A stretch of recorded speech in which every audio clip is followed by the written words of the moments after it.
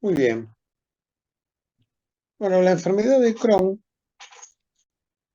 es una enfermedad granulomatosa, o sea que en las biopsias, en el 50% de las biopsias se pueden ver granulomas. Es una enfermedad que está presente desde la boca hasta el ano. La zona más frecuentemente afectada es la zona iliocecal. Esa fue la que describió Crohn en 1957. Crohn trabajaba en el Hospital Mount Sinai de Nueva York. Es un hospital de la comunidad judía de Nueva York y la enfermedad es más común en judíos de origen europeo.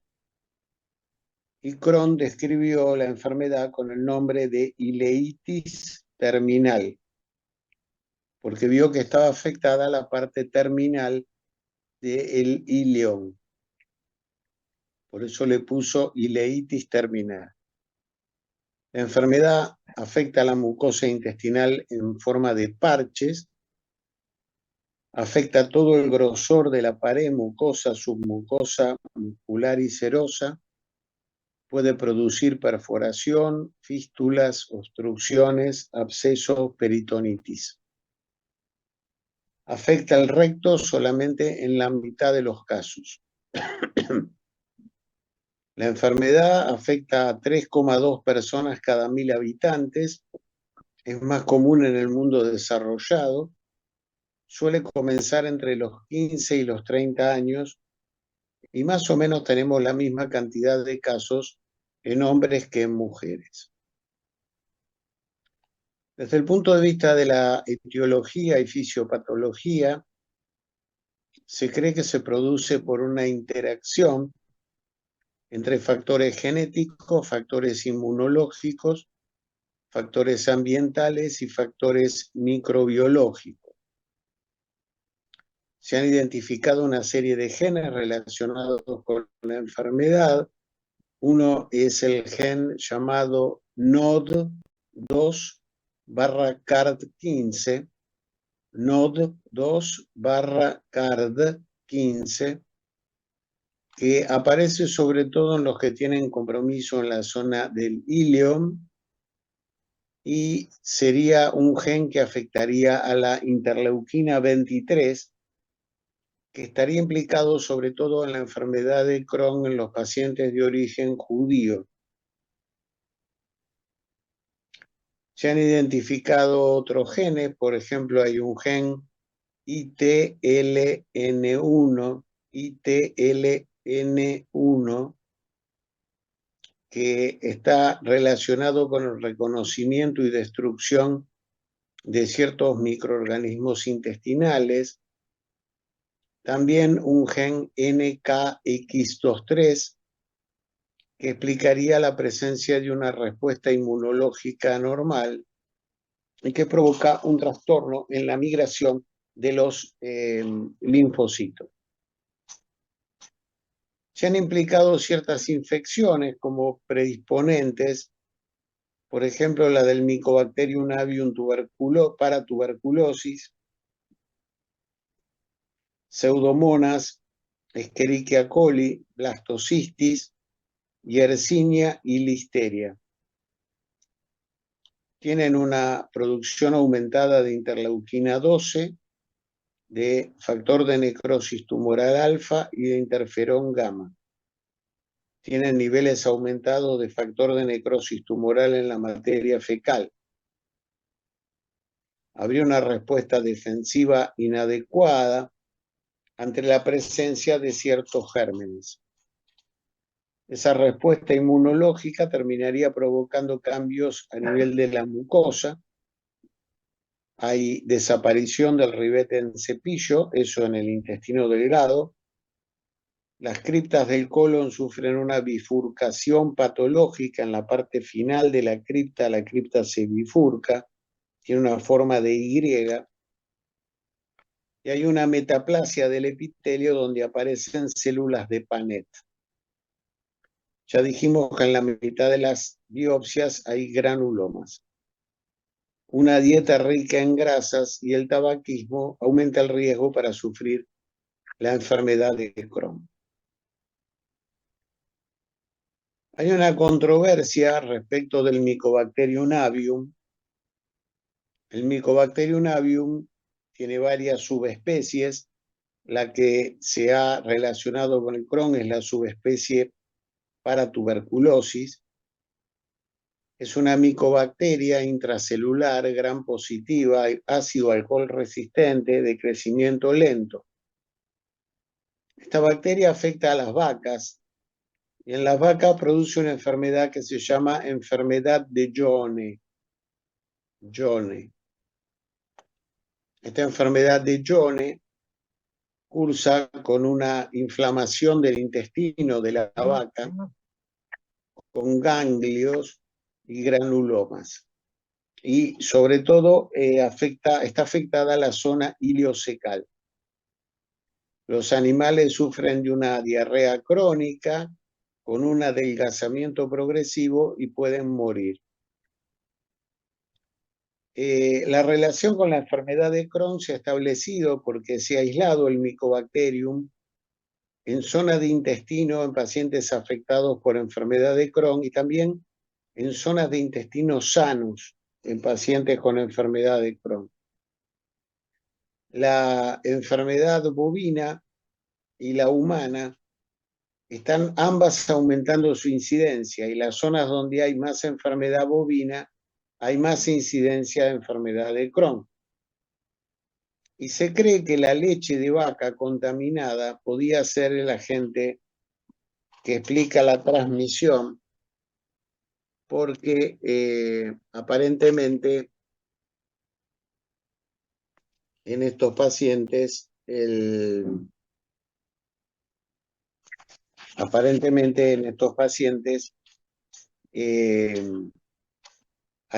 se pueden contagiar por el agua, por la carne bovina y también se podrían contagiar por la leche. Está en discusión todavía si esta micobacteria es el agente etiológico o no de la enfermedad de Crohn, porque se han encontrado otros pacientes con Crohn que no tienen el micobacterio. El micobacterio puede ser detectado mediante PCR y si está presente se lo trata con claritro, rifabutina y clofazimine. Claritro, rifabutina y clofazimine. Se ha visto que en algunos pacientes que tenían el germen, tratándole el germen desapareció la enfermedad. Entonces, por eso se le está dando a esto una cierta jerarquía. Si bien hay casos de Crohn que no tienen el micobacterio. ¿Cómo se puede presentar el Crohn? Bueno, yo hice una clasificación que no está en el libro, pero que me pareció que es más práctica. Primero, los síntomas generales. El paciente con Crohn tiene pérdida de peso, puede perder entre un 10 o un 20% del peso. En casos graves puede llegar a la desnutrición. Tienen anorexia, febrícula, astenia, malestar general. Es común que tengan anemia, puede ser una anemia ferropénica, si es un Crohn de yeyuno, puede ser una anemia por déficit de fólico o de B12, es una anemia megaloblástica. En el déficit de fólico por el compromiso de yeyuno y el déficit de B12 por el compromiso del ilion, que es la zona donde se absorbe la B12. Y a veces puede haber anemia de trastornos crónicos por presencia de enfermedad crónica. La enfermedad de Crohn de esófago, estómago, duodeno o boca es excepcional. En la boca presenta aftas con abscesos, una queilitis angular granulomatosa. Es excepcional el Crohn de esófago, que puede dar ulceraciones esofágicas, de estómago o de duodeno, que puede dar úlceras. Después tenemos el Crohn de intestino delgado, el Crohn de yeyuno. El Crohn de yeyuno es el 30% de los casos cursa con una diarrea crónica con síndrome de mala absorción, con esteatorrea, con una prueba de Van de Kammer positiva. Después tenemos el 40% de los casos, la forma iliocecal, que fue la descrita por Crohn, la ileitis terminal, afecta al ilion y al ciego, tienen dolor en fosa ilíaca derecha por la estenosis del ilion y por encima de la estenosis hay distensión abdominal con flatulencia. Pueden tener diarrea crónica, malabsorción exclusivamente de la vitamina B12 que se absorbe en el ilion. El déficit de B12 puede producir anemia megaloblástica, síndrome cordonal posterior, depresión, psicosis y demencia. Después tenemos la forma exclusiva del colon. La forma exclusiva del colon solo afecta el colon, es el 25% de los casos. Suelen tener 3 a 4 deposiciones pastosas diarias. Es una diarrea crónica sin síndrome de mala absorción. Pueden tener sangre o pus y puede haber proctorragia. El Crohn es otra variante, es la enfermedad de Crohn perianal. Tienen fístulas en el conducto anal y úlceras en el conducto anal y abscesos.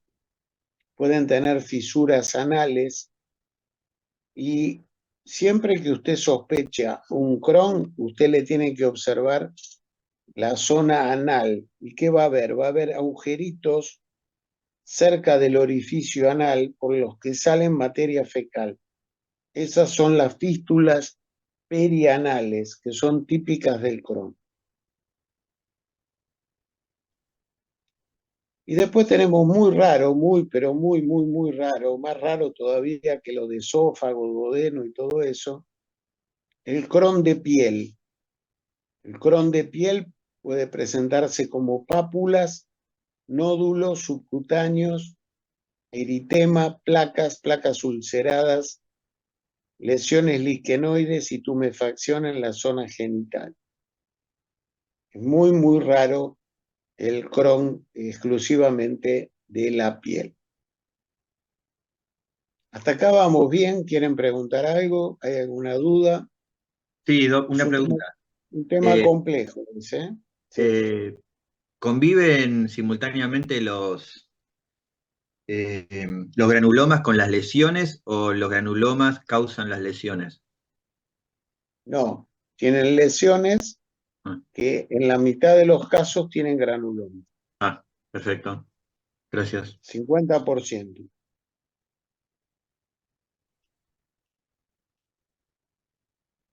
Bueno, ¿alguna otra pregunta? ¿Se entendieron las formas clínicas? Entonces tenemos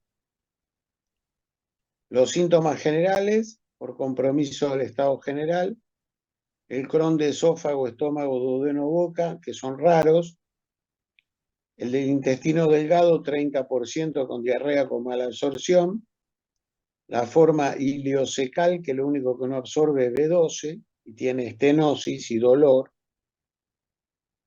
la forma exclusiva del colon, con diarrea crónica sin mala absorción, con proctorragia, la enfermedad perianal y finalmente el Crohn de la piel.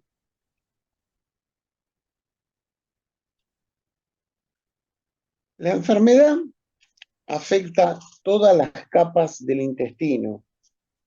Al afectar todas las capas del intestino, va a tener una serie de complicaciones. La primera complicación es la estenosis. La estenosis se produce porque las lesiones generan cierto grado de fibrosis en la pared del intestino. Esa estenosis requiere diferenciarla de una estenosis cancerosa y esa estenosis produce cuadros suboclusivos y puede provocar la presencia de íleo. Otra complicación es la perforación. Si se perfora en el peritoneo, el paciente va a tener una peritonitis. A veces se perfora y queda como localizada la infección, formando abscesos. Y a veces las asas inflamadas y perforadas se pegotean a otro órgano y entonces aparecen fístulas. Puede haber fístulas perianales en el 54% de los casos. Puede haber fístulas enteroentéricas, o sea, entre asas de intestino. Puede haber fístulas enterovaginales. Puede haber fístulas enterovesicales. Y puede haber fístulas entre el intestino y el retroperitoneo. Esas con el retroperitoneo pueden producir abscesos del psoas con obstrucción del uréter con hidronefrosis. Eso es algo también muy raro. Entonces, complicaciones intestinales del Crohn. Estenosis con ilio y cuadro suboclusivo, perforación con peritonitis, abscesos y fístulas. El Crohn, como la colitis ulcerativa, como vimos hoy a la mañana, puede tener compromiso extradigestivo. Puede tener compromiso extradigestivo. Y ese compromiso extradigestivo puede ser previo a la aparición del Crohn, coincidente con el Crohn o posterior a la aparición del Crohn. Los pacientes con Crohn tienen una mayor incidencia de pancreatitis aguda, también tienen una mayor incidencia de cáncer de colon, pero no es tan común el cáncer de colon como en los pacientes con colitis ulcerosa. Pueden tener una artritis de grandes articulaciones, pueden tener dedos en palillo de tambor, uñas en vidrio de reloj y osteoporosis. A veces tienen sacroileitis con dolor en el cachete de la cola, con inflamación de la articulación sacroilíaca. El cuadro a veces es indistinguible de una espondilitis anquilosa. En la piel tenemos y en las mucosas tenemos lo mismo que en la colitis ulcerosa, como explicamos hoy a la mañana, el eritema nodoso, que son nódulos subcutáneos indurados y dolorosos en las piernas, aftas en la boca, y el pioderma gangrenoso, que es una complicación muy grave. Son úlceras dolorosas, localizadas sobre todo en un miembro, que no cicatrizan y que si uno las biopsia, su borde presenta un infiltrado de neutrófilos.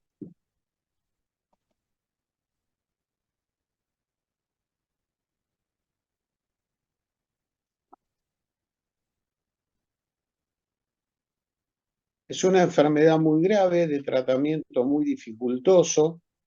Se utilizan inmunosupresores como la ciclosporina y yo tuve 2 casos de pioderma gangrenoso y en uno de ellos el paciente terminó en una amputación de la pierna por el dolor que le generaba la úlcera crónica. Así que es una complicación severa. Usted dirá, ¿y cómo se sabe que está relacionado con el Crohn? Porque cuando usted opera el Crohn y le saca el pedazo donde tiene el Crohn y el paciente queda libre de Crohn, el pioderma gangrenoso se cura. O sea que hay una relación directa entre el pioderma y la enfermedad. En el ojo puede haber epiescleritis y puede haber uveitis con ojo rojo y doloroso.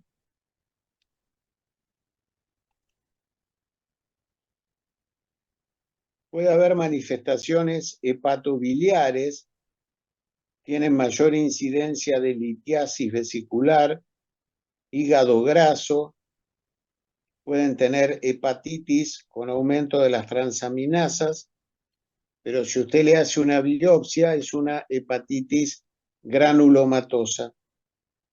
Y finalmente pueden tener colangitis esclerosante primaria, que explicamos a la mañana, es una enfermedad autoinmune muy grave que predispone al colangiocarcinoma, que cursa con estenosis del colédoco y estenosis de los conductos biliares intrahepáticos.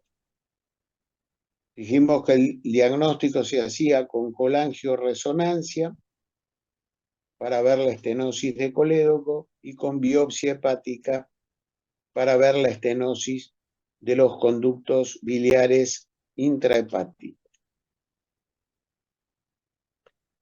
A nivel renal puede haber una litiasis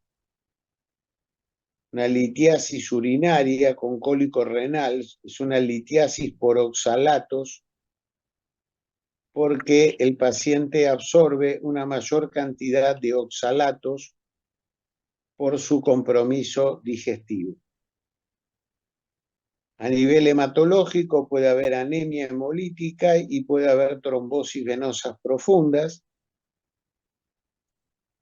Y puede haber manifestaciones neurológicas en el 15% de los pacientes. Pueden tener cefalea, depresión, neuropatía periférica, convulsiones, miopatías y accidentes cerebrovasculares.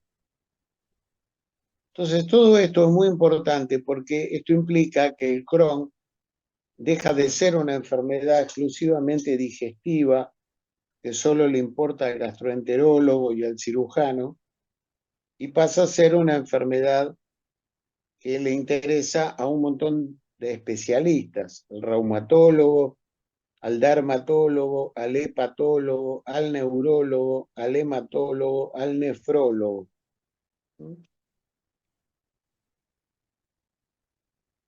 ¿Preguntas? ¿Dudas? Sí, y muy grave para lo que es el diario vivir de esta persona. Y la verdad que la pasan bastante mal. Es bastante más deteriorante del estado general que la colitis ulcerosa. Y hay algunas de estas complicaciones, el pioderma, por ejemplo, que produce muchísimo dolor y muchísima invalidez. Y la colangitis esclerosante, el paciente tiene ictericia y va a necesitar un trasplante hepático y de vía biliar porque el hígado se torna cirrótico y el colédoco se estenosa. Y puede además tener un colangiocarcinoma. Entonces, son complicaciones bastante graves. Y recordar que todas estas complicaciones pueden aparecer antes de las manifestaciones digestivas, pueden ser coincidentes con las manifestaciones digestivas o aparecer a posteriori cuando ya el paciente tiene hecho el diagnóstico, ¿no? O sea, pueden ser antes, durante o después. ¿Alguna otra pregunta? ¿Alguna otra duda? ¿Algún otro comentario? Sí, profesor, ¿y las fístulas, podemos decir que la enterovesical sería como la más grave o no se piensa tanto en eso o no ocurre tanto? La enterovesical, si se te pegotea un asa de intestino a la vejiga, la paciente va a tener infecciones urinarias a repetición. Se pueden encontrar restos de materia fecal en la orina y a veces cuando orina, elimina con la orina gas. Eso se llama neumaturia. Cuando pasa eso, bueno, hay que hacerle una cistoscopía. En la cistoscopía el urólogo ve que hay una comunicación anormal con un asa intestinal y el caso es quirúrgico, hay que operarlo y deshacer esa fístula patológica. Puede haber fístulas con vagina, si es con vagina la mujer va a expresar que sale materia fecal por la vagina.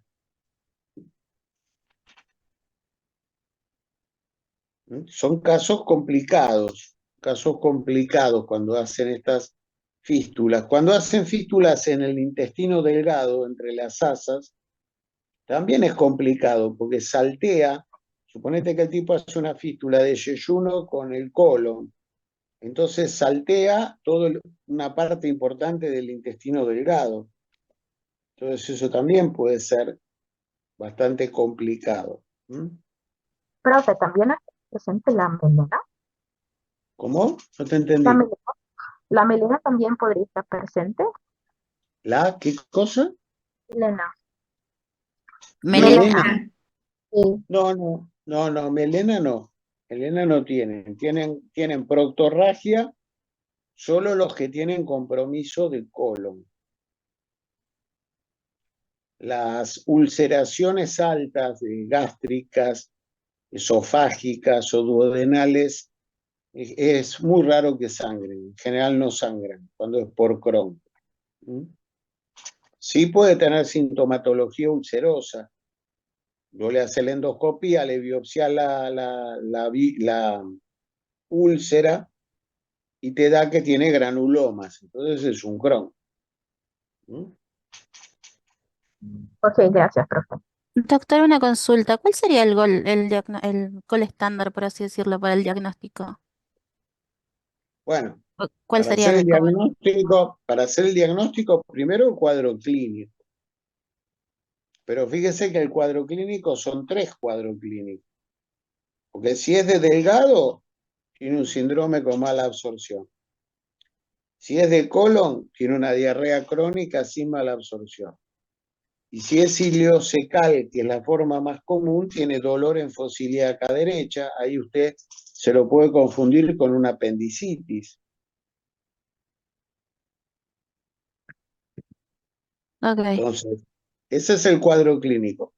Un dato se lo dan los síntomas generales. Es un muchacho joven que pierde peso, no tiene apetito, tiene anemia, malestar general, febrícula. Entonces los síntomas generales a usted le ayudan a hacer el diagnóstico. También ver si tiene algún compromiso extradigestivo. Bueno, perfecto. Gracias. Vamos a cómo se confirma. Bueno, en el laboratorio va a haber una eritro elevada. También un aumento de la proteína C reactiva. Puede haber anemia. Puede ser anemia por falta de hierro, si es la afección es a nivel del duodeno. Puede ser por falta de fólico o de B12. B12 si es en la zona del ilio. Puede haber hipoalbuminemia porque a veces las zonas afectadas por Crohn producen pérdida de proteínas, eso que habíamos descrito como gastropatía perdedora de proteínas. Hay que pedir un funcional de materia fecal, un coprocultivo, hay que hacer un parasitológico y hay que hacer una determinación de la toxina de Clostridium difficile, siempre, en todos los casos. Hay 2 anticuerpos, un anticuerpo que es el Saccharomyces cerevisiae, un anticuerpo contra el Saccharomyces cerevisiae, pero solo es positivo en la mitad de los casos. O sea que no te ayuda mucho, porque si es negativo puede tenerlo igual. También hay un anticuerpo OMPC, pero solo es positivo en el 46% de los casos. Para el Crohn de colon, el estudio es la colonoscopía. Profe, Sí. o sea que en el caso de los anticuerpos, entonces, ¿se pide o no es Usted los pide. No, usted los pide, pero si le viene positivo, está bárbaro. Pero mire que si le viene negativo, porque el Crohn igual es negativo. Bueno, ok. ¿Entiende lo que le digo? Sí. Usted pedir los pide, pero usted sabe que la mitad le va a venir negativo. Entonces, si es negativo, lo puede tener igual el Crohn y venirle negativo con el anticuerpo. Bueno,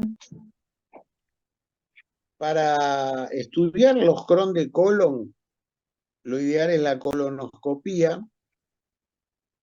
Permite observar una mucosa de colon que se llama mucosa en empedrado. Puede haber lesiones como aftas en el colon. Y por supuesto, uno puede tomar varias biopsias de las zonas afectadas. El compromiso es en parches. Hay zonas afectadas y zonas de mucosa sana. Se puede tomar biopsias de las zonas afectadas y buscar si tienen los granulomas.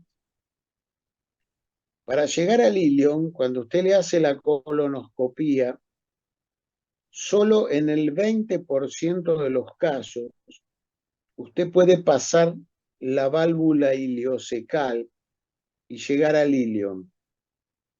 Solo en el 20%. Si lo pudo hacer, bueno, puede tomar biopsias en el ilion. El tema es cuando usted no llega al ilion con el colonoscopio.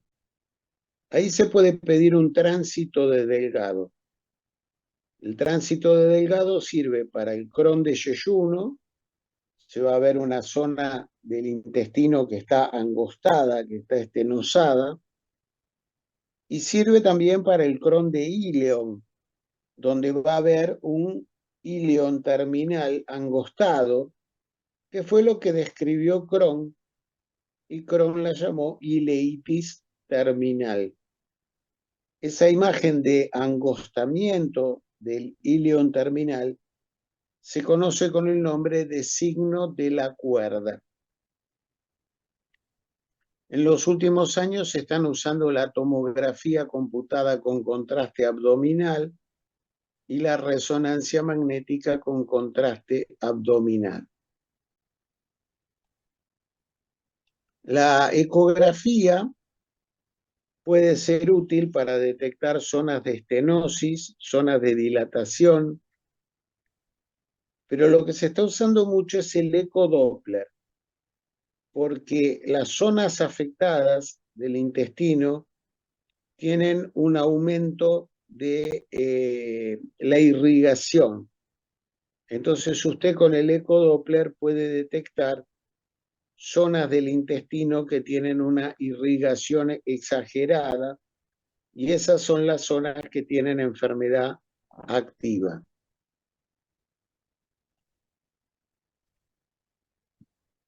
La tomografía y la resonancia también son útiles para detectar abscesos, para detectar fístulas.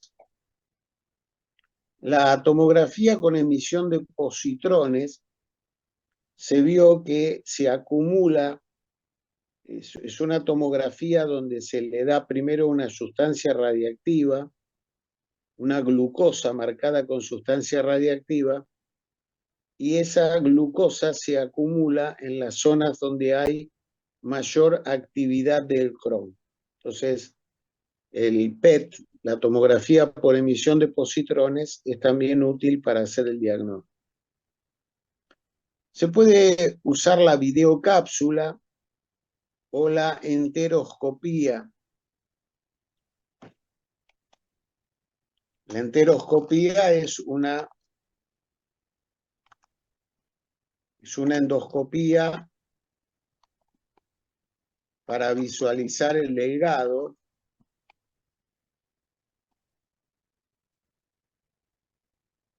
Se puede hacer desde el colon o se puede hacer desde arriba, pero usted puede recorrer todo el yeyuno.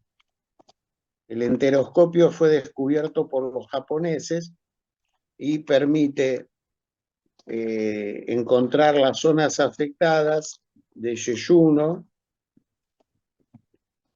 y tomar biopsias.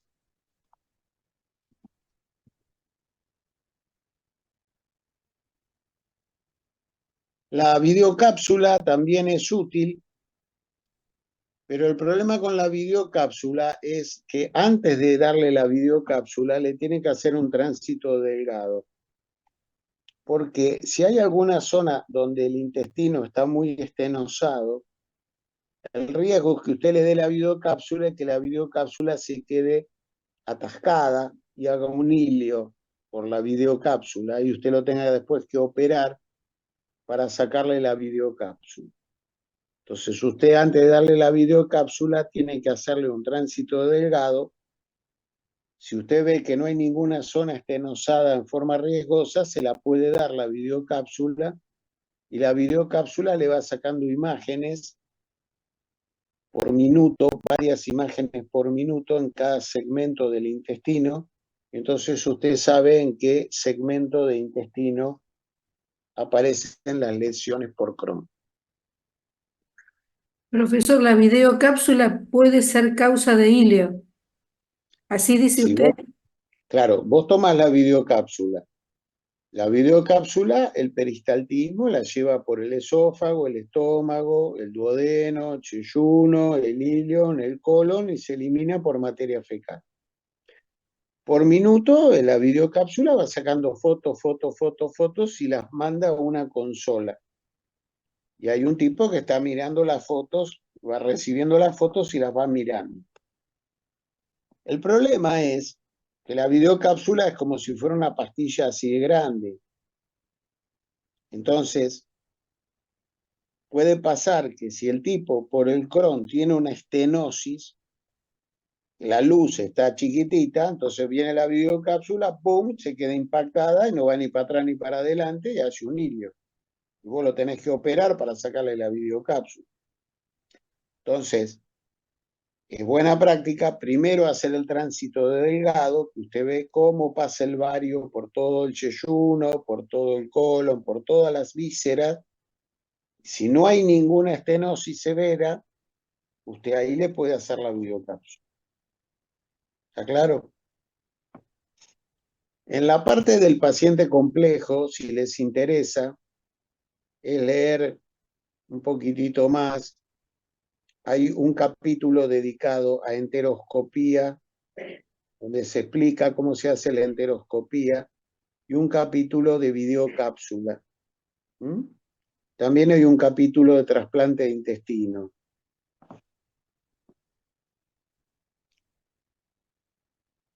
Bueno, muy bien. La enfermedad cursa por brotes. Por momentos tiene actividad y por momentos está más quiescente. Y distinguimos una enfermedad leve a moderada, moderada a severa y una enfermedad fulminante. La leve a moderada es un paciente de manejo ambulatorio, se ve por consultorio, es un paciente que tolera la dieta oral, no tiene fiebre, no hay aumento de la tensión abdominal, no hay masas palpables, no hay fístulas, la pérdida de peso es leve. Si es moderado a severo, bueno, va a tener recaídas muy frecuentes, tiene fiebre, pérdida de peso, dolor abdominal, náuseas, vómitos, pueden tener fístulas, estenosis. Y después tenemos la forma fulminante. La forma fulminante, por suerte, es muy grave. Tienen gran pérdida de peso, caquexia, llegan a una verdadera desnutrición, dolor abdominal, pueden tener perforación, se pueden poner sépticos, tienen fiebre alta. Se puede complicar con un megacolon tóxico. Estos a veces requieren cirugía. El tratamiento siempre es el mismo. Se lo trata con meprednisona, 40 miligramos por día, asociado a azatioprina, 1 a 3 miligramos por kilo por día. La azatioprina tarda un mes en actuar, un mes. Por eso se le da corticoide junto con la azatioprina. Cuando se cumple el mes, usted le empieza a disminuir lentamente los corticoides hasta sacarlos y queda solo medicado con la azatioprina. Si no tolera la azatioprina, se puede usar metotrexate, 15 a 21 miligramos por semana, y en los casos más graves se usa ciclosporina, 2 a 4 miligramos por kilo por día. Con respecto a los aminosalicilatos, están discutidos en el Crohn. Por ejemplo, los europeos directamente dicen no sirven los aminosalicilatos en el Crohn y ellos no le dan directamente aminosalicilatos al Crohn. Algunos se los dan solamente a los iliosecales y a los del colon.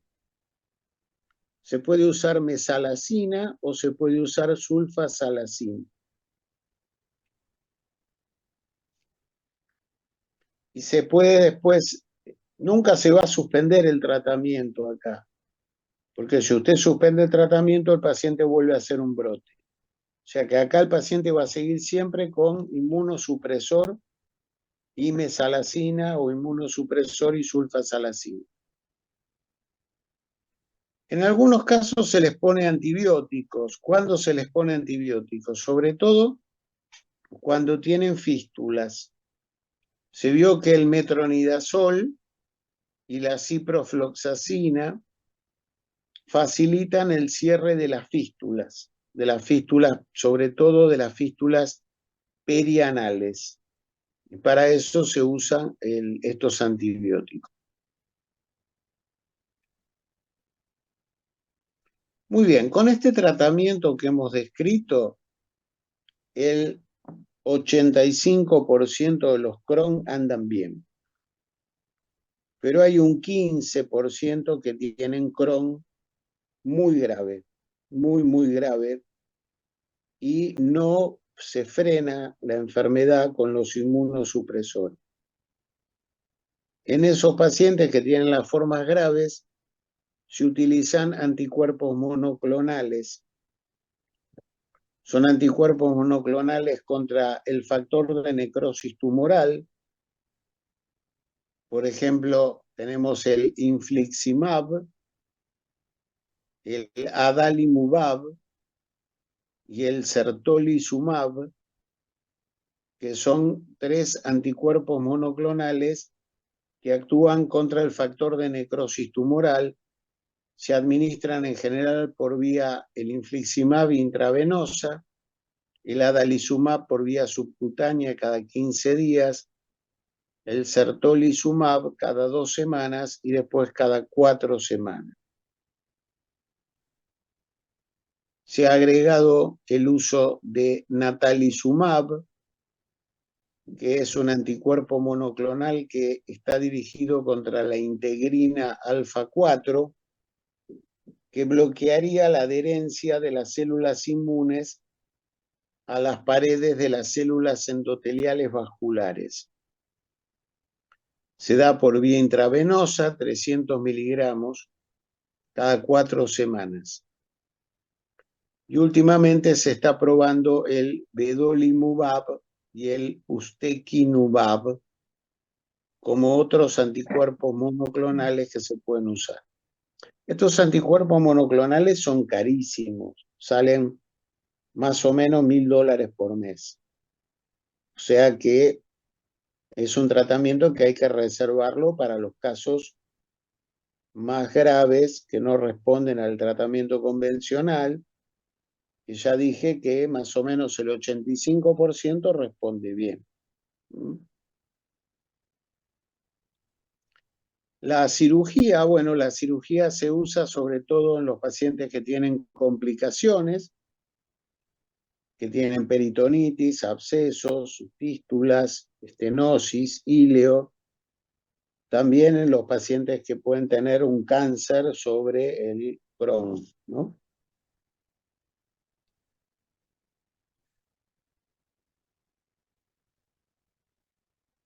El Crohn es una enfermedad que, para que ustedes vean cómo avanza la medicina, el Crohn es una enfermedad que fue descrita en 1957.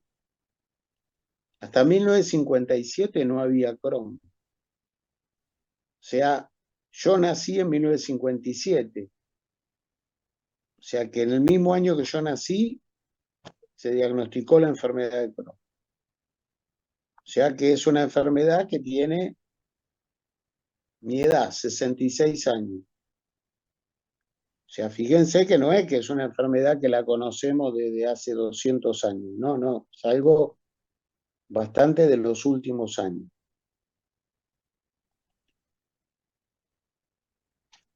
Bueno, no sé si quieren preguntar algo de Crohn antes de pasar a megacolon. ¿Hay alguna duda? ¿Está todo claro? La ¿Qué les voy a metodología del preguntar? estudio es muy complicada porque ninguna es específica, hay mucha clínica ahí Mira, y si es un Crohn de colon, es re fácil, porque le claro, haces la colonoscopia y le haces las biopsias. Lo jodido es si es un Crohn de ileón o es un Crohn de delgado. porque hasta que no tenga la estenosis no hay nada Y preciso. ahí, si es un Crohn de delgado, le tenés que hacer el tránsito delgado, ver la zona de estenosis. Después tenés que ver si le puedes hacer la videocápsula o si le puedes hacer la enteroscopía. Al ileón a veces la colonoscopía 20% puede pasar la válvula ileocecal. Si pudiste pasarle, podés tomar biopsias. No sé si en la Argentina hay enteroscopio. El enteroscopio lo inventaron los japoneses. Inventaron un aparato que te permite recorrer los 6 metros de yeyuno ileo. Muy engorroso porque el problema es cómo traccionás. Entonces es un endoscopio que tiene dos globos al costado que se inflan y el inflado del globo te da como cierta apoyo para que vos metas el endoscopio más adentro. No, Con la enteroscopía podés tomar biopsia. Con la videocápsula no podés tomar biopsia, pero podés ver la lesión y saber a qué centímetros está. A veces hay que operarlo.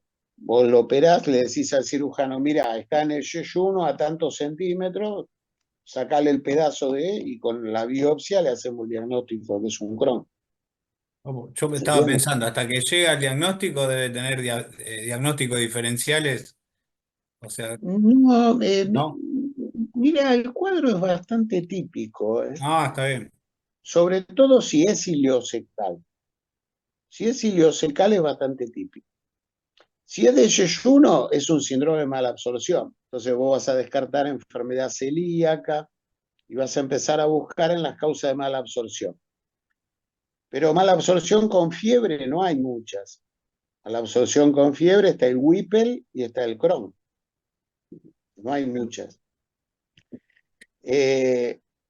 Si, si es de colon es fácil por la colonoscopía. claro. Y usted habló de todas las complicaciones que producía en la parte del colon, más que nada. A nivel esofágico, complicaciones de ese estilo, perforaciones, eso no hay. Muy raro, muy raro, muy raro. En general hacen una úlcera, que vos le haces la endoscopía, encontrás la úlcera, decís, uy, tiene una úlcera, debe tener un reflujo, la biopsias. Y cuando viene el resultado de la biopsia, te dice tiene granuloma. Entonces, si tiene Claro, granuloma, es un Crohn. Crohn. Pero es muy raro, ¿eh? Te digo, el Crohn de esófago, el Crohn de estómago, el Crohn de duodeno, un caso en 1.000.000. Y Lo normal es ilio, Crohn de piel, un caso en 5.000.000. claro. Lo más común es el compromiso perianal, el Crohn de ileón, que es el 40%, el delgado 30% y el de colon 25%. ¿Mm? Gracias. Bueno, vamos al megacolon. El megacolon está en la parte del paciente agudo. Profesor, perdóname, me estabas diciendo que ¿qué nos podías preguntar sobre esto? ¿Alguna Y idea? bueno, le puedo preguntar con qué cuadros se puede presentar, con qué cuadros clínicos se puede presentar el Crohn, estos 6 cuadros o 7 clínicos que hemos descrito, síntomas generales, Crohn de boca, esófago, duodeno y estómago, Crohn de delgado, Crohn ileocecal, Crohn de colon, Crohn perianal y Crohn de piel. Esa sería una pregunta. Otra pregunta es qué complicaciones intestinales puede tener. Estenosis, perforación, absceso, peritonitis, fístula. Otra pregunta puede ser qué manifestaciones extradigestivas puede tener un Crohn. Otra pregunta es, ¿con qué metodología de estudio usted puede estudiar a un Crohn ileocecal? O a un Crohn de yeyuno, o a un Crohn de colon.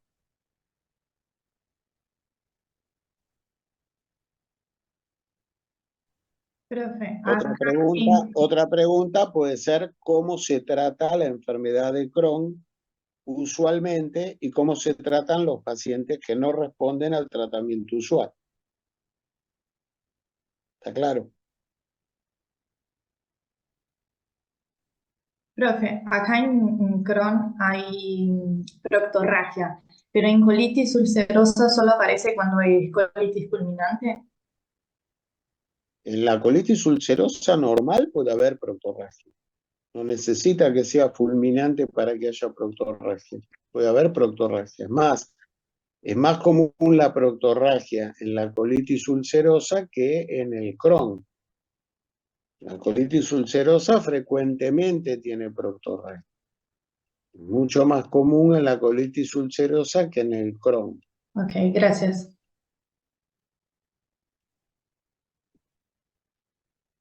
A ver, vamos al megacolon tóxico. Está en el paciente agudo, página 165. ¿Qué es un megacolon tóxico? Se produce cuando hay una lesión colónica muy grave, en la cual se produce una dilatación de todo el colon, y cuando esa dilatación en el colon transverso es de más de 6 centímetros, el paciente tiene alto riesgo de perforación colónica, peritonitis y muerte. Las causas muy comunes de megacolon tóxico son la colitis ulcerosa grave, la enfermedad de Crohn y la colitis pseudomembranosa por Clostridium difficile. Esas son las 3 causas que no te podés olvidar nunca. Después puede haber megacolon tóxico secundario a disenterías, a criptosporidios, citomegalovirus, amebas y aspergilosis. Y después hay cosas raras. Las causas raras es secundario a citostáticos, colitis isquémica, colitis radiógena, colitis microscópica y sarcoma de Kaposi de colon. Esas son las causas de megacolon tóxico. Entonces, causas comunes: colitis ulcerosa Crohn y colitis pseudomembranosa por Clostridium difficile. Causas infecciosas: las disenterías, las amebas, los criptosporidios, citomégalos y aspergillus. Y causas raras: colitis microscópica, colitis radiógena, colitis isquémica, sarcoma de Kaposi. ¿Por qué se produce el megacolon tóxico? Aparentemente, en el caso de la colitis ulcerosa, que es probablemente la causa más frecuente, la inflamación se extiende a lo largo de la pared del colon, supera la mucosa invade la submucosa, la capa muscular, y se produce una liberación muy intensa de óxido nítrico.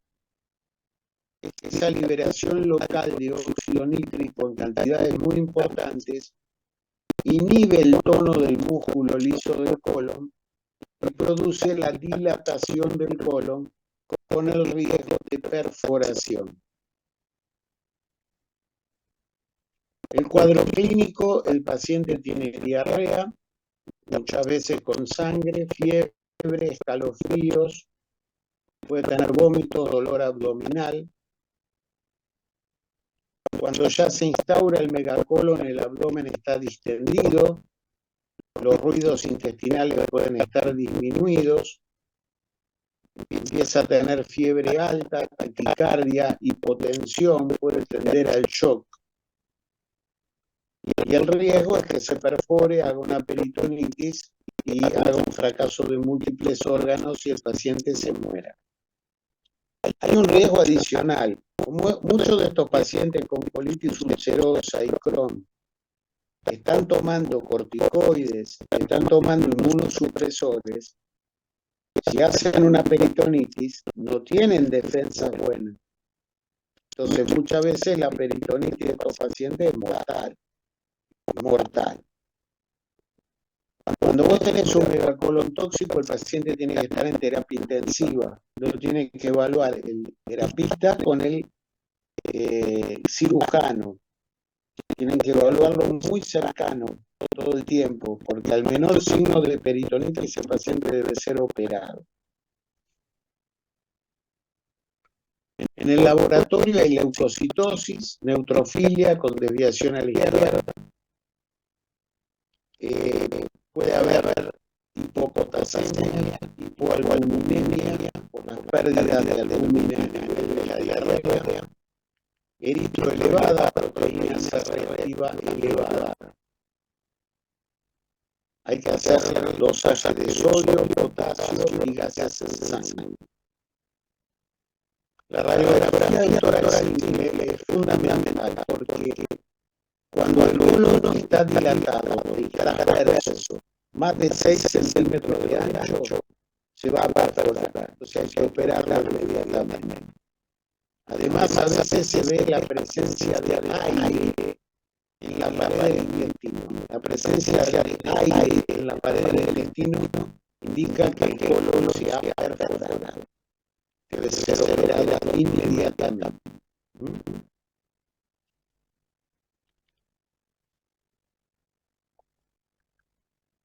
La ecografía permite ver la marcada dilatación del colon.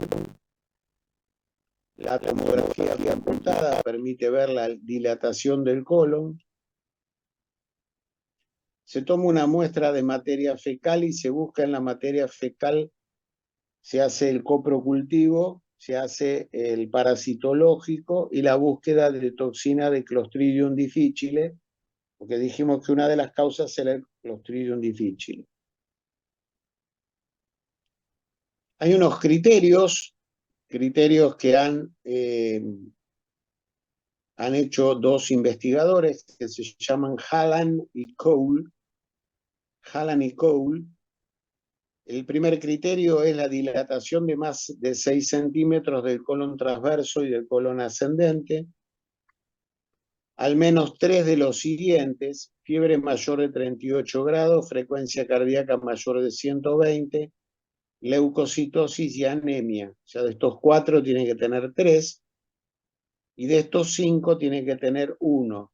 Distensión abdominal, hipotensión, alteraciones de los electrolitos, alteración del estado mental o deshidratación. Si usted tiene la evidencia radiográfica, 3 de los primeros 4 y 1 de los 5 siguientes, dice, es un megacolon tóxico. El tratamiento, bueno, se le pone un plan de hidratación amplio. No hay que darle ninguna medicación que suprima o altere la motilidad del colon. No se le puede dar ni buscapina, ni sertal, ni paratropina, ni opiáceo. Se pone una sonda nasogástrica En general se lo puede poner boca abajo, 15 minutos cada 2 a 3 horas. Al ponerlo boca abajo, eso facilita la eliminación de gases del colon transverso. Si es por un Crohn o colitis ulcerosa, hay que dar dosis muy altas de corticoides y se puede usar inmunosupresores como la ciclosporina o el infliximab. Si se piensa que la causa es infecciosa, por supuesto, tratamiento antibiótico de acuerdo al germen que tenga en la disentería. En general, ciprofloxacin. Si es una colitis pseudomembranosa, se lo trata como una colitis pseudomembranosa. Hay que estar muy atento con el cirujano. De ser necesario, ya sea por una peritonitis, por hemorragia o porque progresa la dilatación y no responde al tratamiento, el paciente debe ser operado. La operación en general que se hace es una colectomía parcial. La mortalidad es del 4%, pero si se perfora puede llegar hasta un 20%. Entonces es una complicación que hay que tener en cuenta, es una complicación seria, no es una complicación sencilla.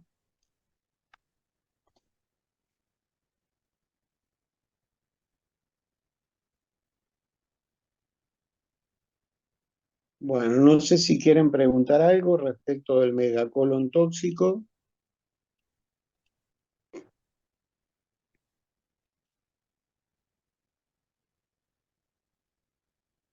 Yo nunca vi megacolon tóxico. La verdad, nunca vi un megacolon tóxico. La causa más común siempre es la colitis ulcerosa. El Crohn es raro, puede presentarlo, pero no es algo tan común. Y la de Clostridium difficile también puede presentarlo, pero no es algo tan común.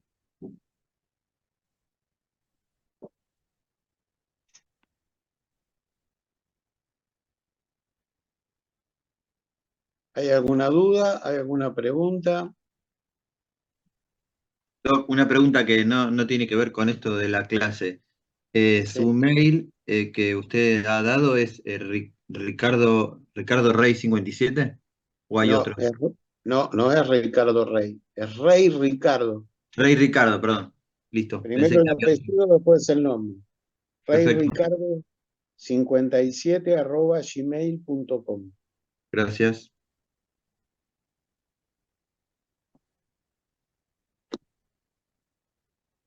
Bueno, Doctor, una ya no, consulta, perdón. dígame. ¿Siempre va a atender a la perforación el megacolon tóxico? ¿O No es algo? necesariamente. El paciente puede empezar con el megacolon tóxico y Ujú. usted lo va a tratar intensamente. Le va a poner un intenso plan de hidratación, le va a poner antibióticos, le va a poner corticoides, inmunosupresores si es por una colitis ulcerosa y va a rezar. Y va a Ok, rezar. Y cada media hora lo va a ver con el cirujano. Si buenísimo. usted le va a sacar placas. Si el colon transverso es de más de 6 centímetros o usted ve aire en la pared del colon, se perforó, se está por perforar. Entonces ahí no hay que esperar, se opera y se saca y chao. Porque si no lo operamos rápido, hace la peritonitis y como son pacientes que vienen tomando inmunosupresores, corticoides, se mueren porque no tienen defensas. Entonces el pronóstico es malísimo. Claro, Entonces, ¿siempre lo va a operar? No. Usted espera. A veces usted tiene suerte, le da el corticoide, le da el inmunosupresor, le pone los antibióticos, le hace un plan de hidratación bueno, y el paciente responde bien y la enfermedad es como que usted la controla y bueno, está todo bien, después volvemos al tratamiento de base de la colitis ulcerosa. ¿Mm? perfecto, gracias. Pero Si no funciona, bueno, lamentablemente va a tener que terminar en la cirugía. ¿Mm?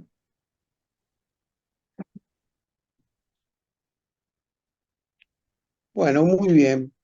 Bueno, nos queda la semana que viene. La semana que viene vamos a ver apendicitis y enfermedades vasculares del intestino, eso en la clase presencial. Divertículos ya lo vimos. Y después por Zoom vamos a ver el cáncer de colon, cánceres de intestino delgado, linfoma y tumores carcinoides. Y vamos a ver una primera clase de hígado, pero lo de hígado no entra en el parcial. O sea que solo el primer Zoom va a entrar en el parcial. El Zoom que vamos a dar de cáncer de colon, cáncer, tumores carcinoides, linfomas y tumores de delgado. Estudien, porque ya falta poquito, el examen ya está hecho. Son 16 preguntas de gastro y 10 preguntas de neuro. 10 o 12 de neuro. Así que estudien. Hay preguntas de todos los temas. Hay 8 preguntas de tubo alto, 8 preguntas de tubo bajo. Así que con 8 preguntas te puedo preguntar ilio, te puedo preguntar enfermedad celíaca, te puedo preguntar Crohn, te puedo preguntar colitis ulcerosa, apendicitis, diverticulitis, abdomen agudo médico, te puedo preguntar todo. Son 8 preguntas de tubo bajo, 8 preguntas de tubo alto. Y el tubo alto te puedo preguntar esófago, acalasia, reflujo, esofagitis, esofagitis eosinófila, gastritis, dispepsia, gastroparesia, cáncer, estómago, de esófago, síndrome pilórico, perforación gástrica, duodenal, úlcera, complicaciones de las úlceras, Helicobacter pylori. Ya tenemos tema para preguntar a patada. ¿Mm? No hay 2 preguntas repetidas, son todas preguntas diferentes, así que cada examen es totalmente diferente. Hicimos 11 exámenes diferentes. ¿Mm? ¿Y de neuro, profesor? Y de neuro vamos a preguntar todo. Meningitis, ACV, aneurisma, ruptura de aneurisma, hemorragia subaracnoidea. Vamos a preguntar pares craneanos, algún par craneano, seguro.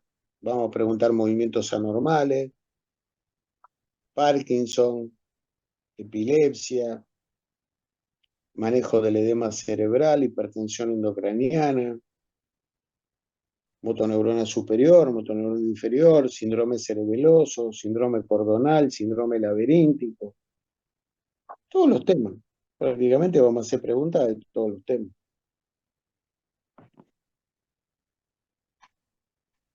Bueno, estudien, aprovechen el tiempo. Tienen la suerte que tienen un feriado largo antes del examen, justo. Porque el viernes es feriado. Así que el Señor siempre lo favorece porque dijo, ¿qué puedo hacer por los alumnos de quinto?